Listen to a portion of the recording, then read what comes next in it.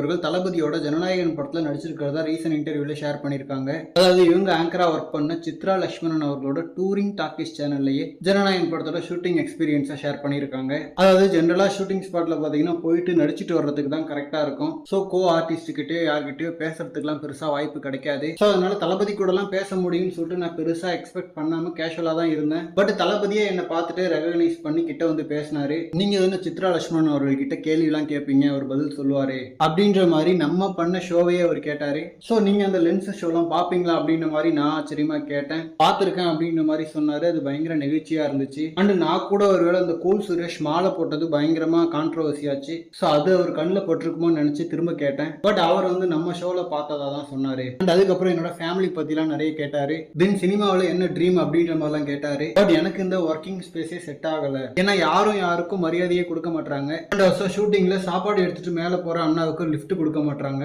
அவங்க கஷ்டப்பட்டு தூக்கிட்டு மாடிப்படி ஃபுல்லா ஏறுற மாதிரி இருக்கு. பட் இதை கேட்க போனா நடிக்க வந்த உனக்கு எதுக்கு தேவையில்லாத வேலை அப்படின்ற மாதிரி சொல்றாங்க. சோ அதனால எனக்கு இதெல்லாம் செட் ஆகிற மாதிரி தெரியல சார் அப்படின்ற மாதிரி சொன்ன உடனே சிங்கப்பெண்ணா அப்படின்ற மாதிரி கேட்டாரு. ஐயோ அந்த மாதிரி ஃபெமினிசம் பேசுற ஒரு டைப்லாம் இல்ல அப்படின்ற மாதிரி சொல்லிட்டு பாலிடிக்ஸ் சம்பந்தமா எனக்கு இருக்கிற ஒப்பீனியனை அவர்கிட்ட சொன்னேன். அதுவும் இதை சொல்லலாமா சொல்லக்கூடாதான்னு தெரியல, இருந்தாலும் சொல்றேன் அப்படின்ற மாதிரி சொல்லிட்டு தான் சொன்னேன். அவருமே அதெல்லாம் பரவாயில்ல, என்ன தோணுதோ சொல்லுமா அப்படின்ற மாதிரி கேட்டுக்கிட்டாரு. அண்ட் இந்த ஒரு வாய்ப்பு உங்களுக்கு எப்படி கிடைச்சதுன்னு கேட்டதுக்கு நான் ஹெச்வினோத் அவர்களோட துணிவு படத்திலே நியூஸ் ரீடரா ஒரு சின்ன போர்ஷன்ல நடிச்சிருப்பேன். அப்பவே என்னோட வாய்ஸ் அண்ட் தமிழ் நல்லா இருக்குன்னு சொல்லிட்டு ஹெச்வினோத் அவர்கள் அவரோட ஏடி கிட்ட சொன்னதா அவங்க சொன்னாங்க. சோ இப்ப ஜனநாயகன்லயுமே கிட்டத்தட்ட ஒரு நியூஸ் ரீடர் மாதிரியான ரோல் தான். திரும்ப அதே மாதிரியான ஒரு ரோல் அப்படின்ற ஒரு வருத்தம் மட்டும் இருந்துச்சு. ஸ்டில் ஒரு மிகப்பெரிய படம், அதுவும் என்னோட தமிழை வச்சு கிடைச்ச ஒரு வாய்ப்பு. சோ அதனால ஓகேன்னு சொல்லிட்டு நடிச்சிருக்கேன். இது மூலமா ஒரு பெரிய படத்தோட செட் எப்படி இருக்கும், அங்க ரெஸ்ட்ரிக்ஷன்ஸ் எப்படி இருக்கும் அப்படின்ற ஒரு ஐடியா எல்லாம் கிடைச்சது. மொபைல் போன்ஸ் எல்லாம் செட்டுக்குள்ள பெரிய படங்கள்ல அலோடு கிடையாது. சோ ஜனநாயகன் ஷூட்டிங் ஒரு ஸ்வீட்டான எக்ஸ்பீரியன்ஸா இருந்துச்சு அப்படின்ற மாதிரி